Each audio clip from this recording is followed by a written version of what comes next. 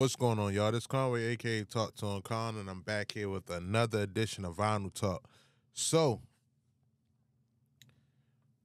I'm in the South again today. I'm in the South again. This album was that.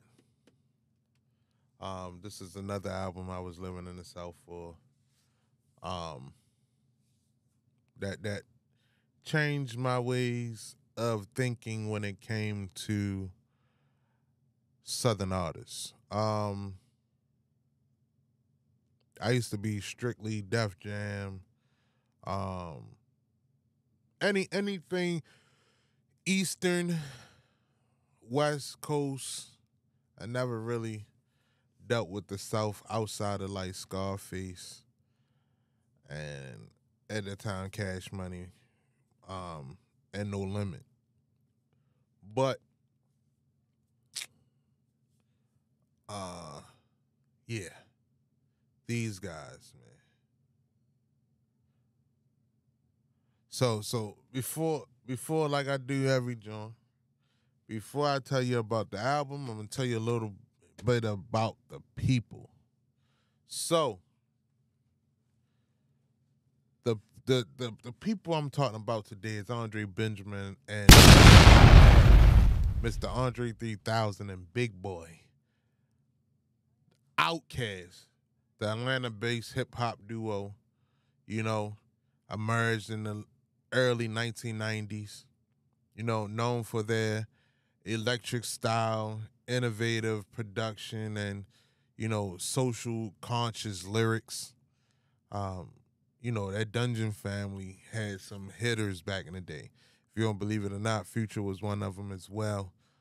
Before he turned into Future. Uh, their early albums, Southern Playalistic, Cadillac, Music, ATLiens, Aquemini, established them as the pioneers in Southern hip hop. Now, the album I'm going to talk about today,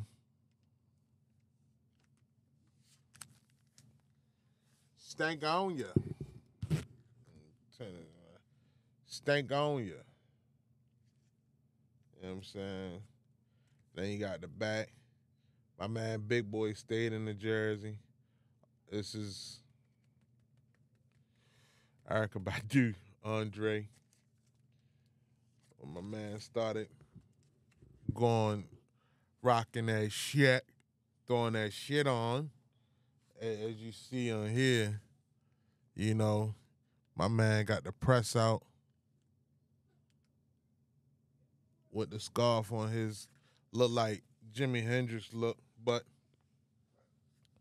this album was released October 31st, 2000. Stankonia is OutKast's fourth studio album, marked the departure from their previous sound, embracing a more experimental genre blending approach. This album title, combines stank, which meaning funky, with platonia, which symbolizes a futuristic utopia. So that's what the Stankonia. You had your stank, your dirty south, with your futuristic utopia look. So before we got Speakerboxxx and all that, they were already starting to experiment with this album here.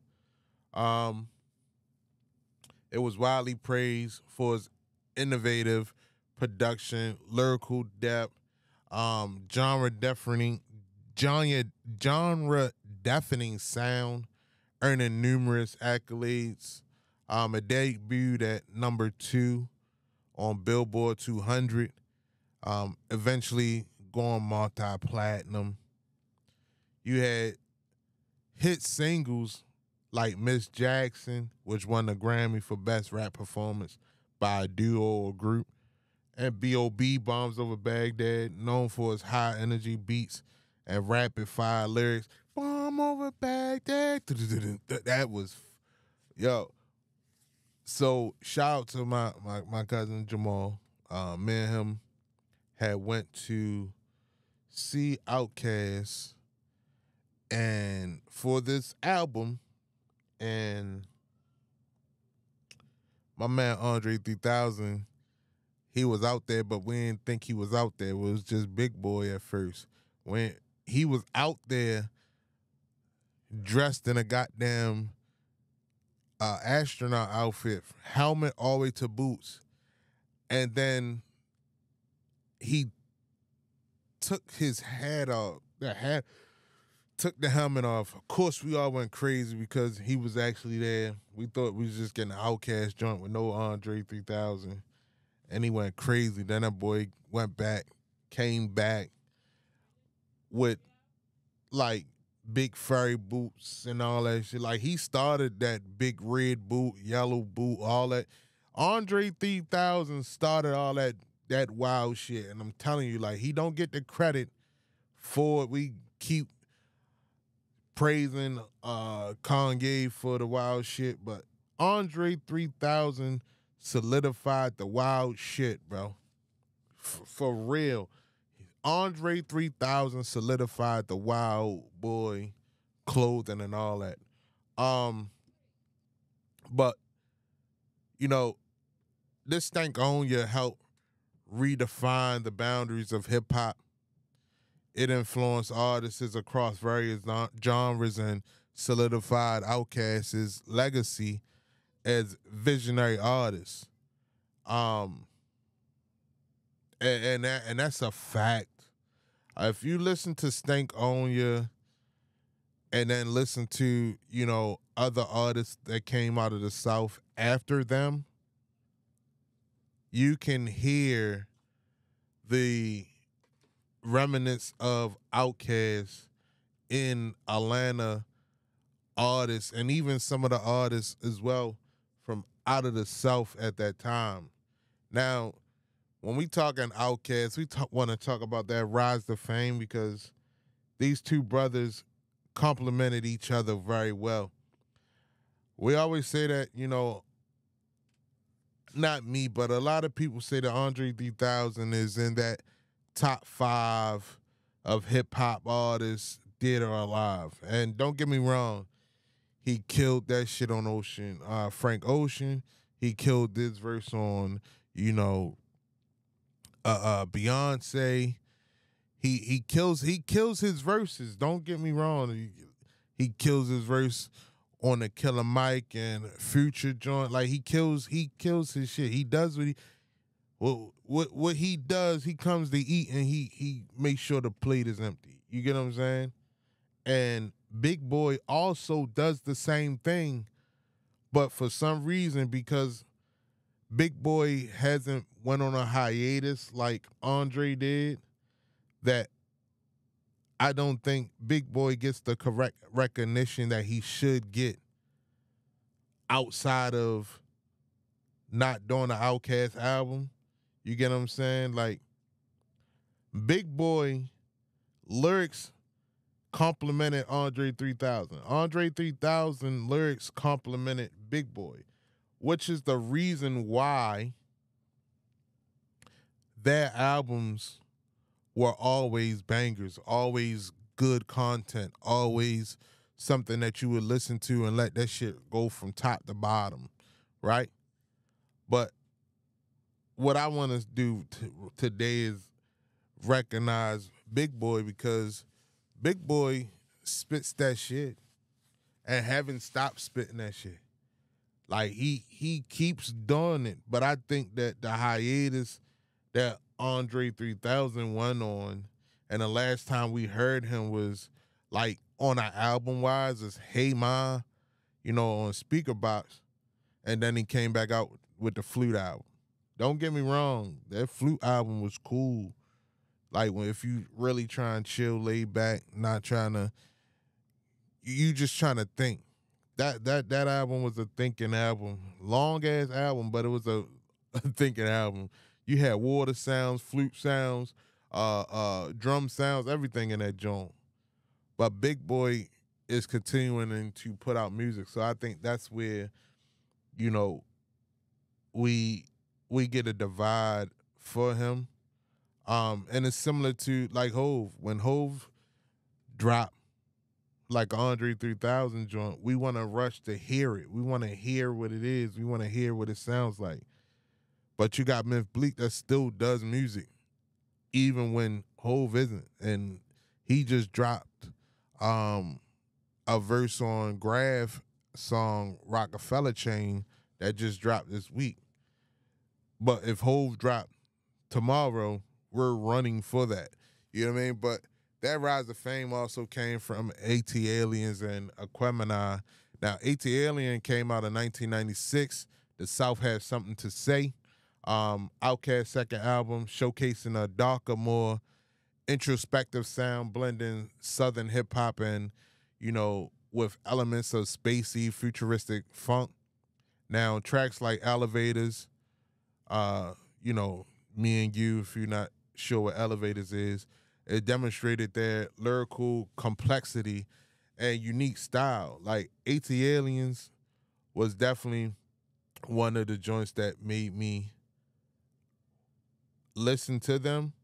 But like I said, I didn't start listening to OutKast fully until I moved into the South to actually understand what they were saying. Southern Playalistic Cadillac music always been a banger to me, but I just didn't understand it. And I'm a type of person that I like music for understand or relating. Hint why me and Eminem not close friends, because I just feel like I don't relate to him. But then also Aquemini came out in 1998. Now, the duo's third album, a critically acclaimed project that further solidified their reputation.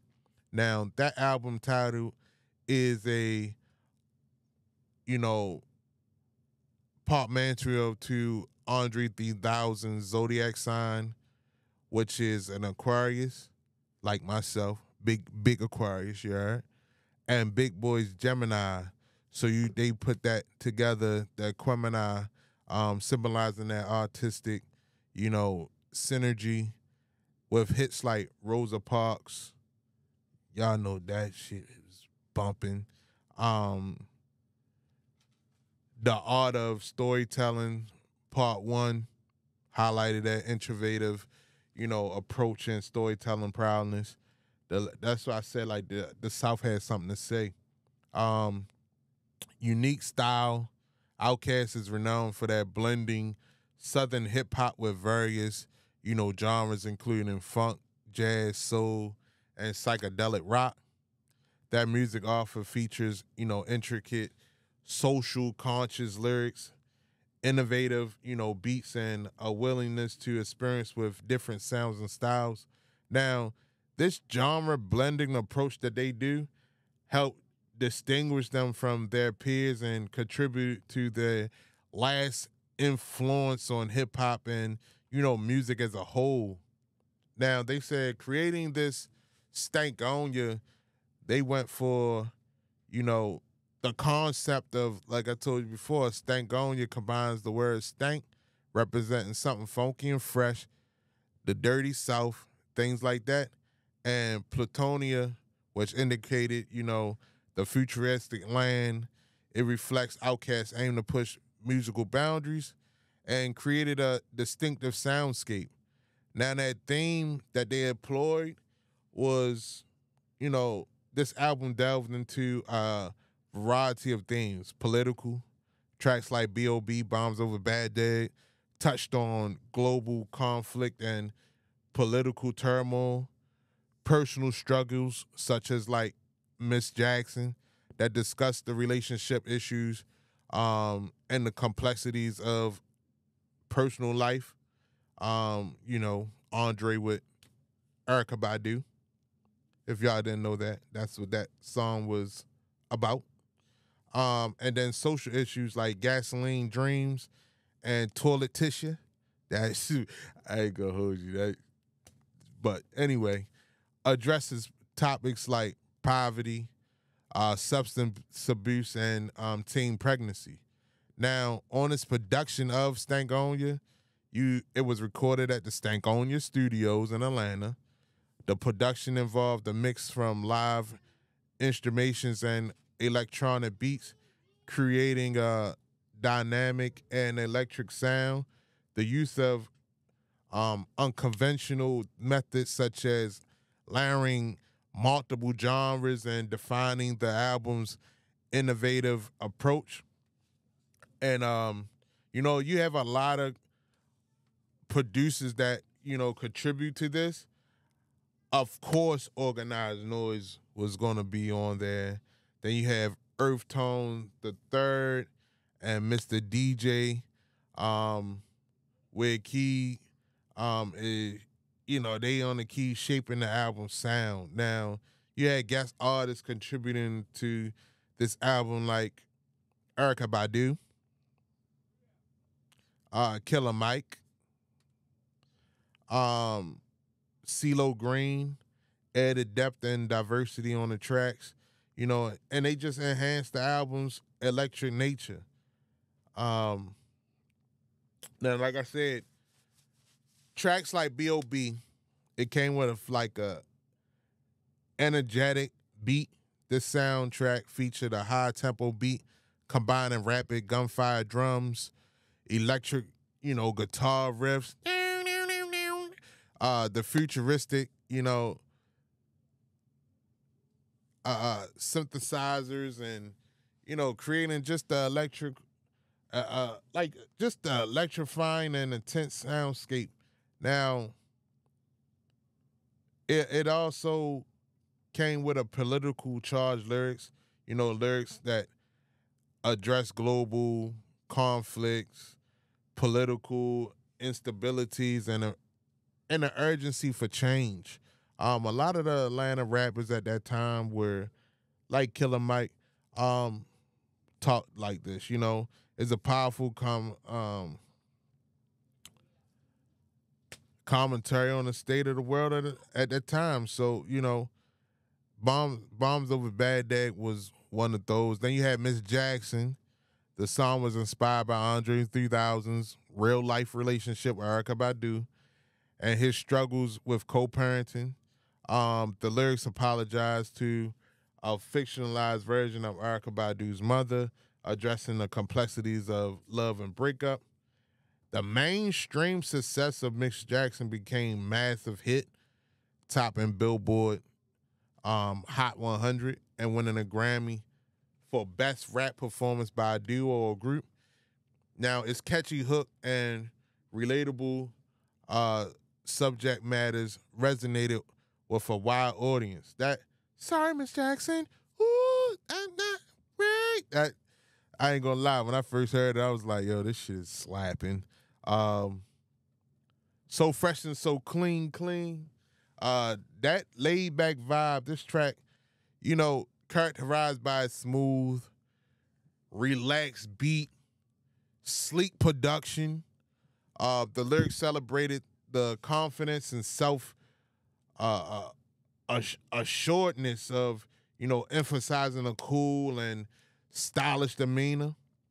Now, So Fresh and So Clean became the anthem of swagger and self-confidence, widely quoted, referenced in the pop culture, hip-hop culture.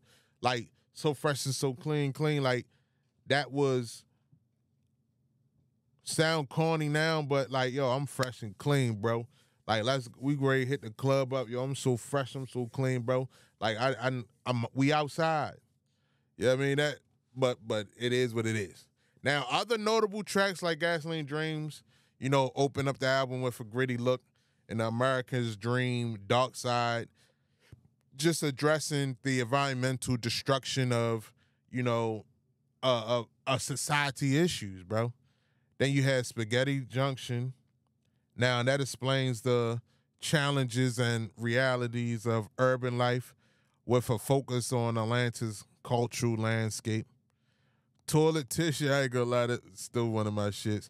It's a poignant narrative about teenage pregnancy, exploring the consequences and emotional struggles associated with it. And I think, like, at that time, that like women would just teens were just having babies, bang, bang, bang, bang. A lot of my friends, a lot of my associate females was just having them joints. Homeboys was just having them as a teenager. You know what I'm saying? Then Stankonia, Stank Love, you know, the closing track, it encapsulates the album's, you know, essence, blending funk, soul, and futuristic elements, symbolizing OutKast's, you know, evasive spirit. Now, upon its release, though, Stankonia received a widespread critical acclaim for its innovative production, electric sound, and, you know, just a bold theme. But critics praised OutKast for pushing the boundaries of hip-hop and created a genre-defining masterpiece. Now, this album right here, this one right here, the one I'm talking about right now, won a Grammy for Best Rap Album, and the track Miss Jackson won Best Rap Performance by a Duo Group. It was also featured on numerous year-end and decade-end lists of, you know, publications like Rolling Stone, which included in their list of 500 greatest albums of all time. Stankonia also debuted number 2, like I said, on Billboard 200 and sold over 530,000 copies in its first week. Was major back in the day. The album eventually went quadruple platinum, quadruple 4 times. And this is when we had to go buy the album. You know what I'm saying? We had to, you really like this person, you know what I mean? Because you went and brought that album. It went quadruple, 4-time platinum, signifying, you know, you know what I mean, signifying their sales for over 4 million copies in, you know, United States alone. Now, signature milestones with this album, including Miss Jackson, B.O.B. and So Fresh, So Clean, performed well on various charts, furthering cementing the album with supreme commercial success. Now,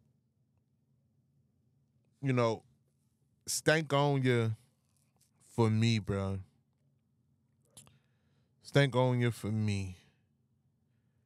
It's one of those albums that I started sitting down listening to and appreciating the cultural impact that it did for me. Now, Stankonia is also credited with expanding the sonic, you know, possibilities of hip-hop, blending elements of funk, rock, and electronic music. You know, it also, what else?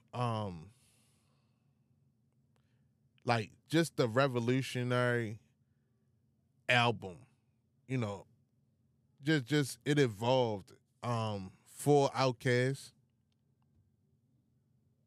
as a whole.